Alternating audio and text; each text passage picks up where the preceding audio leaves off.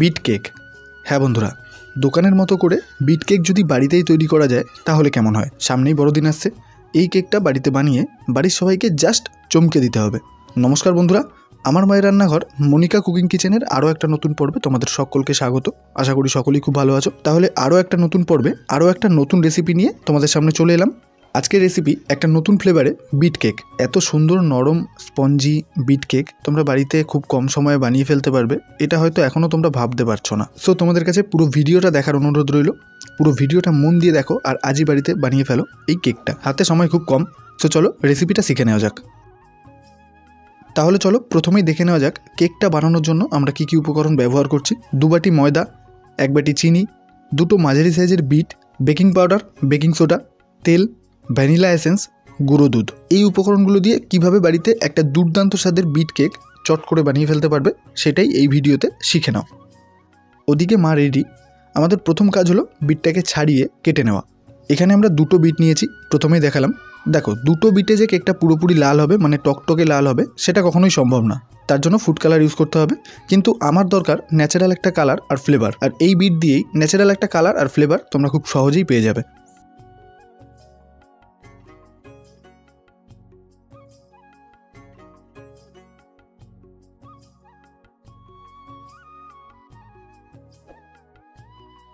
তো চলো, বিটটাকে কেটে নেওয়ার পর এবারে মা গ্রেটারের সাহায্যে বিটটাকে খুব ভালোভাবে গ্রেট করে নেবে।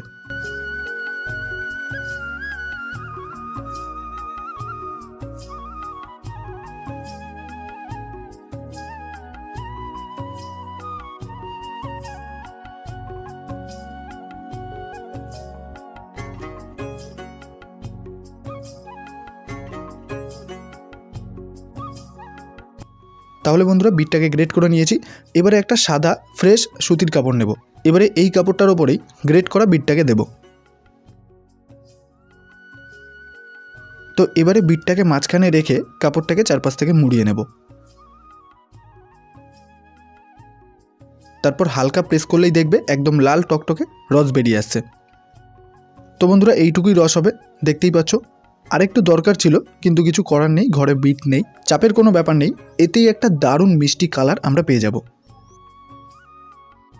এবারে একটা বড় গামলা নিয়েছি, তাতে 2 বাটি ময়দা চেলে নেব।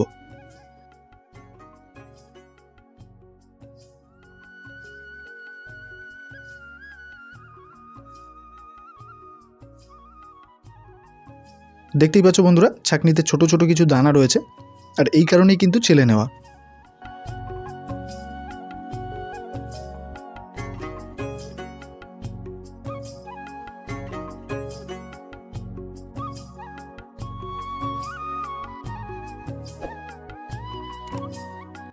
এবারে গুঁড়ো দুধের প্যাকেটটাকে কেটে নেব।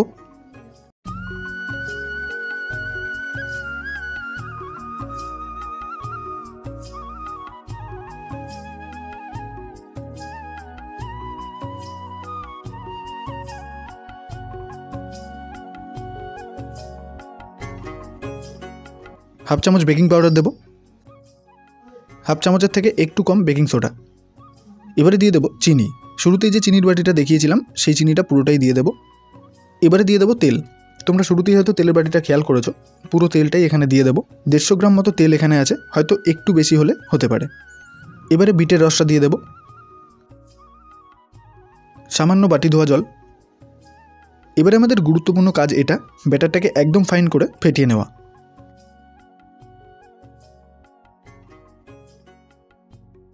জলের প্রয়োজন, তাই আরও কিছুটা জল দিয়ে দেবো। বিটের রসটা বের করে ফেলার পর যে ছিবড়াগুলো ছিল সেগুলোকে জলে ভিজিয়ে রাখার পর সেই জলটারও কালার লাল হয়ে গেছে, তাই সেই জলটাই দিয়ে দিলাম। পুনরায় আবারও মাখা শুরু করব। লাগলে আবারও জল দিতে হবে, অল্প অল্প করে জল দিতে হবে আর মাখতে হবে।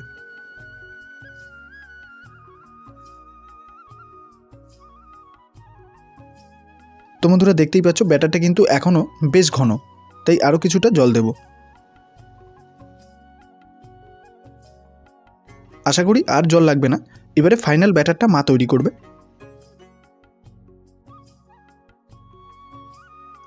তাহলে বন্ধুরা, ফাইনাল ব্যাটারটা তৈরি করে নিয়ে আমরা চলে এলাম। তোমরা দেখতেই পাচ্ছ ব্যাটারের চেহারা পরিবর্তন হয়ে গেছে। এবারে মা তোমাদেরকে দেখিয়ে দেবে, দেখো যে ব্যাটারটা প্রপারভাবে তৈরি হয়ে গেছে।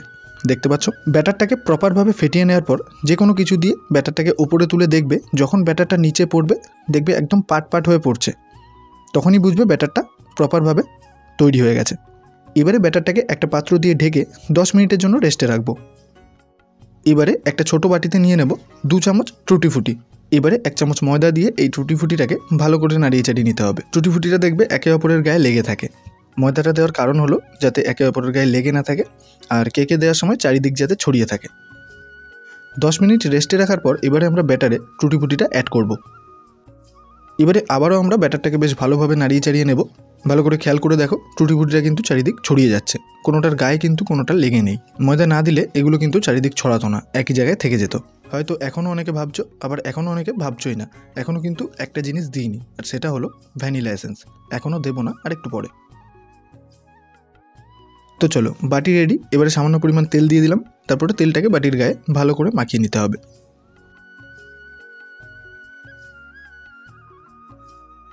এবারে দিয়ে দেবো বাটির মাপে কেটে রাখা একটা কাগজ।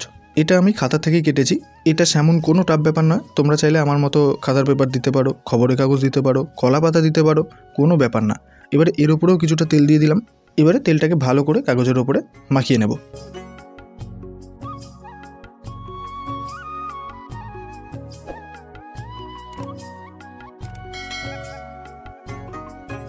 তেলটা মাখাতে মাখাতে ওইটুকু সময় ঢেকে রেখেছিলাম। এবারে ঢাকনাটা সরিয়ে নিলাম।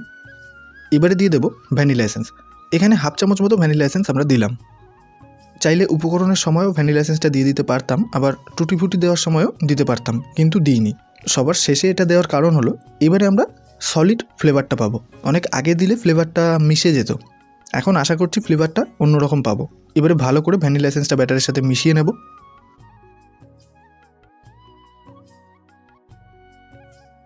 এবারে ব্যাটারটাকে বাটিতে ঢেলে দেব। ব্যাটারটাকে জাস্ট দেখো কীরকম পাট হয়ে পড়ছে, মানে এটা হচ্ছে পারফেক্ট ব্যাটারের লক্ষণ। তোমরাও চেষ্টা করবে এরকমভাবে ব্যাটারটাকে বানিয়ে নেওয়ার, তাহলে একটা পারফেক্ট স্পঞ্জি কেক যেটাকে বলে সেই কেকটা তোমরা পাবে। এবারে বাটিটাকে নাড়িয়ে চাড়িয়ে ব্যাটারটাকে সেট করে নিতে হবে।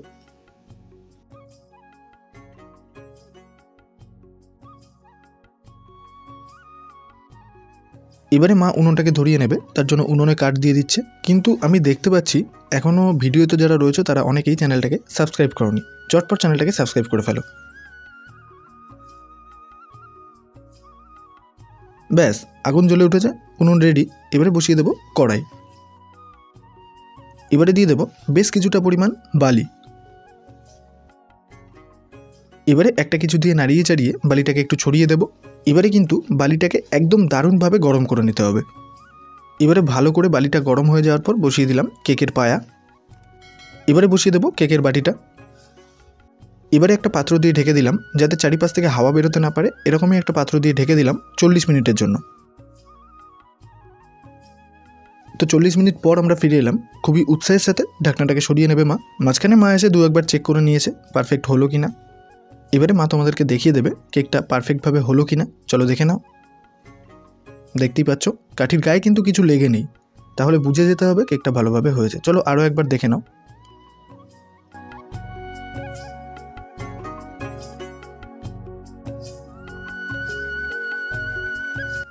এবারে একটা চাকুর সাহায্যে কেকের চারিপাশটা আলগা করে নেব। দেখো কোনো রকম কোনো খাটনি হচ্ছে না, কিন্তু না করলেও মনে হয় যেন থালাতে পড়ে যেত। এবারে একটা বড় সাইজের থালাতে কেকটাকে উল্টে দেব। এবারে কেকের যে কাগজটা আছে সেটাকে তুলে ফেলতে হবে।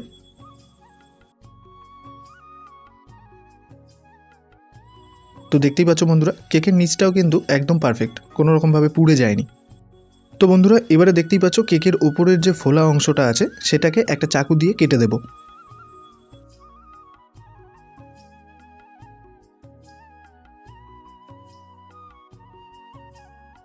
এবারে ওপরের কাটা অংশটাকে সরিয়ে নেব। একটু খেয়াল করলেই বন্ধুরা দেখো টুটি ফুটিটাকে কিন্তু ভালোভাবে বুঝতে পারবে। এবারে মা কেকটাকে মাঝখান থেকে আরও একটা ভাগ করে নেবে। আমরা 3টে পার্টে কেকটাকে ভাগ করব না, 2টো পার্টে ভাগ করব, তাই মাঝখান থেকে কেটে নিচ্ছি।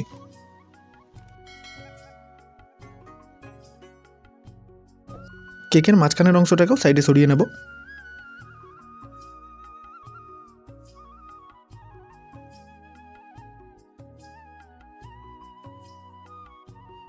এবারে মা তোমাদেরকে দেখিয়ে দেবে, দেখো যে কেকটা কতটা নরম হয়েছে।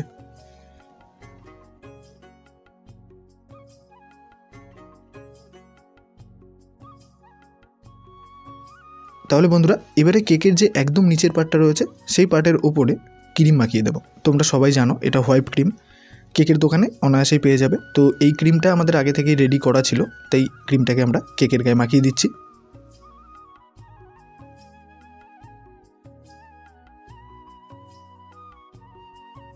কেকের যে দ্বিতীয় পার্টটা মানে মাঝখানের অংশটাকে এবারে ক্রিমের ওপর দিয়ে দেবো। এবারে এর ওপরেও ক্রিম দেবো।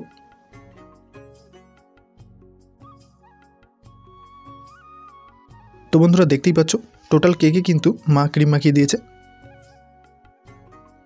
এবারে একদম ছোট একটা বাটি কেকের মাঝখানে বসিয়ে দেবো। এবারে ওপর দিয়ে দিয়ে দেবো চকো চিপস। তোমরা যারা চেনো তারা হয়তো ভাবে এরকম তো নয় চকো চিপস। হ্যাঁ, এই চকো চিপসটাকে আমরা আমুল দিস্তাতে গুঁড়ো করে নিয়েছি। ওপরটা পুরোটাই চকো চিপসের গুঁড়ো দিয়ে ভরিয়ে দেবো।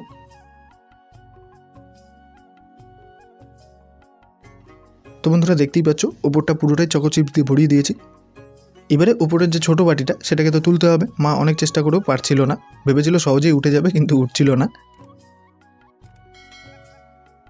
তারপরে আমি ছোটোখাটো চেষ্টা করে তুলে দিলাম। এবারে কেক নজেল দিয়ে চকো চিপসের ওপরে মানে কেকের চারিপাশে ক্রিম দিয়ে দেবো। এই কেক নজেল থেকে শুরু করে কেক কিউব পুরোটাই কিন্তু আমার বানানো। আমি নিজেই অবাক, মানে আই এম তো অবাক যে এত সুন্দর বানিয়ে ফেলেছি। তো বন্ধুরা কেমন হয়েছে একটু কমেন্টে জানিয়ে দিও। এবারে কেকটাকে উপর দিয়ে হালকা পাতলাভাবে চেরি টুটি ফুটি দিয়ে সাজিয়ে নেব। তো একবারে কেকের ফাইনাল লুক নিয়ে আমরা ফিরে আসছি। সো ফাইনালি কেকটা কিন্তু একদম রেডি, দেখতেই পাচ্ছ। এবারে মা তোমাদেরকে কেটে দেখিয়ে দেবে।